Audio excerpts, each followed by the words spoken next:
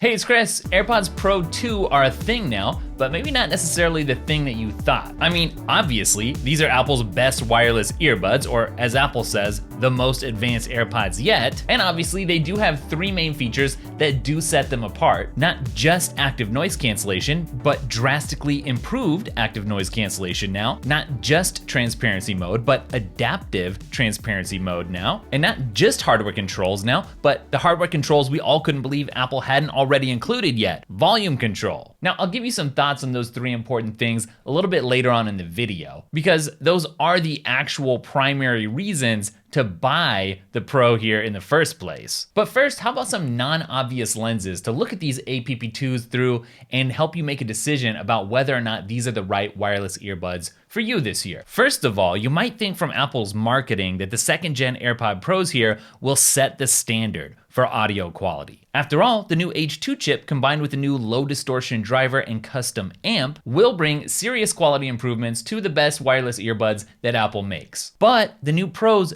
don't have lossless audio, even though Apple Music does support it. But right now, if you want to listen to lossless, you've got to plug in, and Apple's, of course, getting rid of headphone jacks left and right, and these are wireless in the first place, so it's kind of a moot point. And depending on the Apple blog that you look at, it may or may not look likely that, given the specs, we're gonna see a future software update that brings that lossless audio. So if you're under the impression, and who could blame you, that the AirPods Pro 2s are gonna be the best sounding wireless earbuds on the market this year, technically, they probably won't. With rival buds like the Bose Quiet Comfort Earbuds 2 and the NeuroTrue Pros, which you can pre-order now, getting Qualcomm's aptX lossless audio codec at some point soon, the AirPods Pro 2 are gonna sound great, really good, especially to the average listener, myself included. But are there gonna be better codecs out there with less compression? Probably so. Something else non-obvious is that these new Pros could be considered relatively affordable. Yeah, even at $249.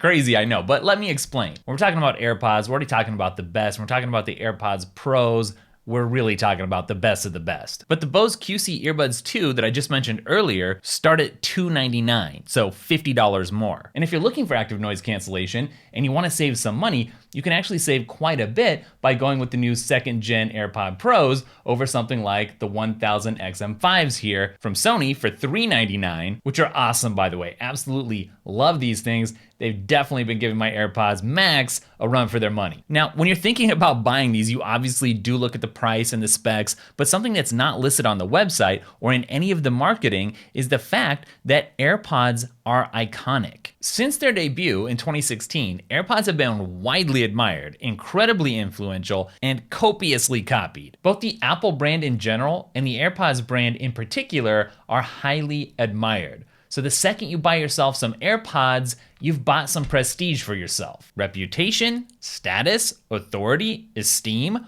all of these words come bundled with AirPods, and all the more so with AirPods Pro. Speaking of icons, if you're looking for some iconic wallpaper for your devices, I'm gonna link up the Daily Tech wallpaper packs for you down in the description, along with the form that's gonna let you sign up to be notified when my productivity course that's geared specifically toward Apple users launches in the next month or two. Now, another non-obvious way that some people view AirPods, maybe without even realizing it, is as a social shield of sorts. Like if you're on a plane or in a coffee shop, you have work to do, so you wanna be left alone and you're in the zone. So you stick the AirPods in and it's a signal to those around you that you don't wanna be disturbed. You're immersed in an activity and you're not trying to strike up a conversation. Now, I've noticed that some people like to put their social shields up at interesting places, like for instance, when they're doing some grocery shopping.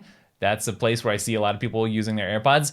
And that's fine, I'm not judging, because obviously that's not the only reason why somebody might wear AirPods when they're shopping at the grocery store. But earbuds in general, when worn in certain public spaces, do function as social shields. There's no getting around it. Especially the Pros here, with the noise cancellation, which would really let you drown out the world. So earbud etiquette, that is definitely a topic that falls outside the scope of this particular video, but I will let you guys hash it out down in the comments. I think it's probably very obvious that Apple sells a lot of AirPods because you just go outside and you look around and you see a ton of people wearing AirPods. It's pretty hard not to spot some AirPods in a downtown area, college campus, etc.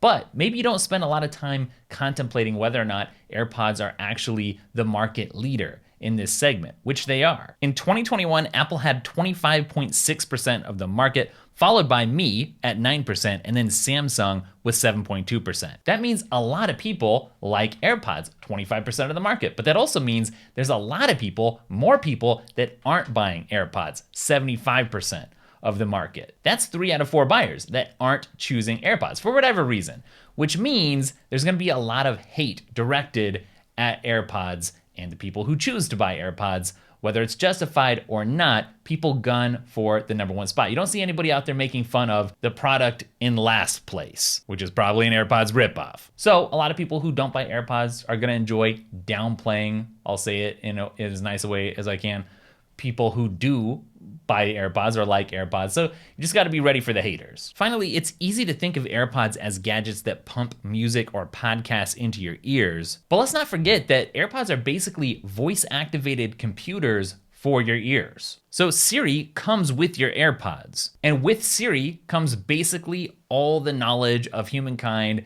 that lives on the internet. With Siri, you can control your smart home. With Siri and your AirPods, you can have a text conversation with someone on the other side of the world. If you went back in time 20 years and started a movie that was about what you could do with AirPods, too boring, I guess, and Siri, you would basically appear like Iron Man to people. It would be unbelievable, or it would seem like you possessed alien technology. And while AirPods right now don't seem quite as exciting today because they're ubiquitous, I guarantee you that you're gonna want a pair whenever Apple launches their AR or VR headset. Just imagine, Apple drops an AR VR headset and you have some Bose or some Jabras or some other, Samsung, Google Buds, or a knockoff of some sort.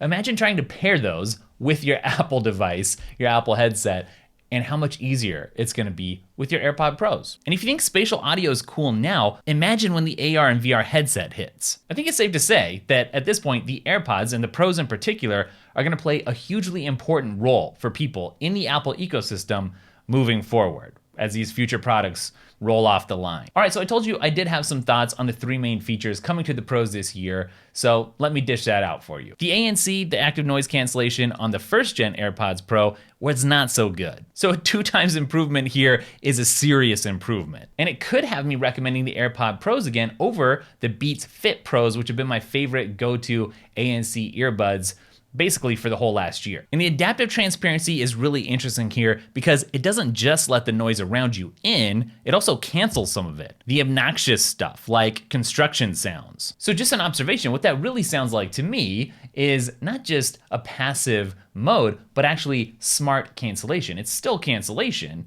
it's just some stuff's getting in, but a lot of the stuff that you don't want is getting filtered out, it's getting canceled. And honestly, that could end up being one of my favorite new features. I can't wait to test it out and see. And finally, the touch controls that finally give AirPods users physical control over the volume. That's a huge deal because it's been a glaring absence. See, I didn't include it in my top 10 features video from the recent Apple event, and some people were like, you should have included it, but I didn't because it's a feature that should have been there a long time ago. But now that it's here, it should be greatly appreciated.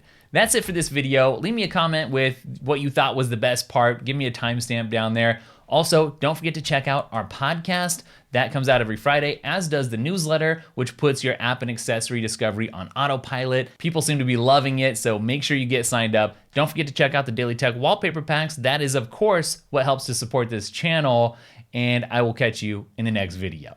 Later.